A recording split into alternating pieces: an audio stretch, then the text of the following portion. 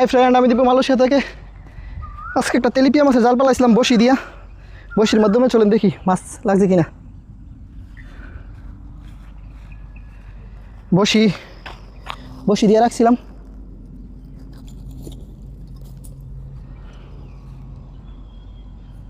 এভাবে রাখতে তেলাপিয়া মাছ পাওয়া যায়।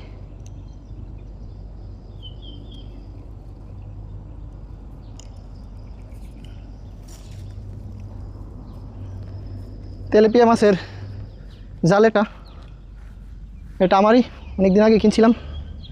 তেলাপিয়া মাছ ধরি এটা তো মাঝে মাঝে জালের বসি, জাল দিয়া বসি লাগাইয়া তেলাপিয়া মাছ ধরি। এই যে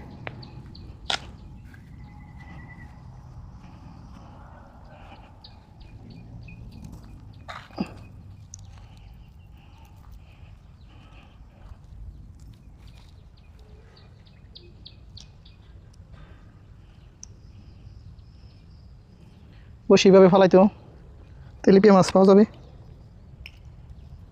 মামু তাড়া মামু, ampa sudah ampa 5 kali sudah paling তাড়া তাড়া মামু।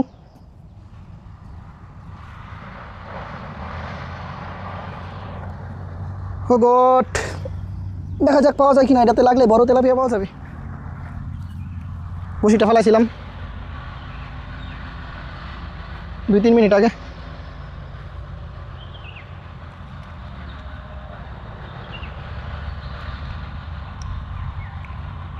মাছের বদলি গাছের ছালাইছে, এই বুঝি অবস্থা। সবসময় পাওয়া যায় না, মাঝে মাঝে তেলাপিয়া মাছ পাওয়া যায়, অনেক বড় বড় মাছ যাতে। তাই আজকে ট্রাই করতেছি, দেখা যাক আবার ফেলায়া। এটা বসি না, এটা মূলত কারেন্ট জালের মতন, আমরা দেশীয় বাংলাদেশে কারেন্ট জালের মতন। তেলাপিয়া মাছের কাটা কাটা আছে না, এটার মধ্যে পেঁচ খায়া আটকা জায়গা, শুধু তেলাপিয়া মাছগুলো। এই যে রে কারেন্ট জালের মতন পুরা, আমরা দেশে যে গ্রামে যে কারেন্ট জালগুলো পাতি এরকম। দেখা যাক আবার ট্রাই করি।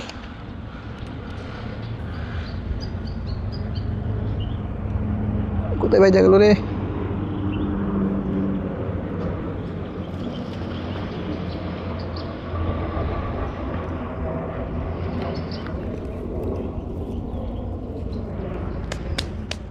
তেলাপিয়া মাছের বসি। ও আই হাই, সুইটা গেছে, একটা লাগছিল, বোঝা গেছে, টান দিছে। আই হাই রে, সুইটা গেছে রে, ছোটো একটা আইছে। হাই ফ্রেন্ড, ছোটো একটা আইছে, আর বোধহয় লাগছিল, সুইটা গেছে। আবার ফালাই দেখা যাক পাওয়া যায় কিনা। এই যে বসিটা, আপনারা দেখতে থাকেন। আমি আবার বসিটার মধ্যে আদার লাগাই লই। আদার এগুলা কি আদার? এগুলা পাউডার আদার। জালটা এরকম থাকে। ও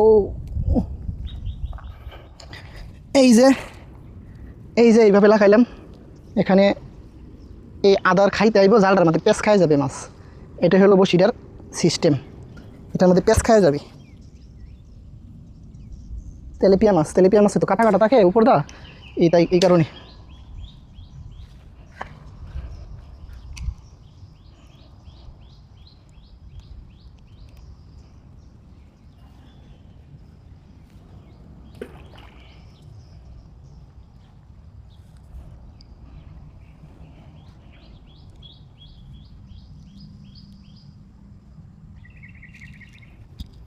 আবারও ফালাইলাম, আবারও রাখলাম, দেখা যাক পাওয়া যায় কিনা। মাছ পাইলে অবশ্যই আপনাদের দেখাবো। তেলাপিয়া পাইলে বড় মাছ পাওয়া যাবে।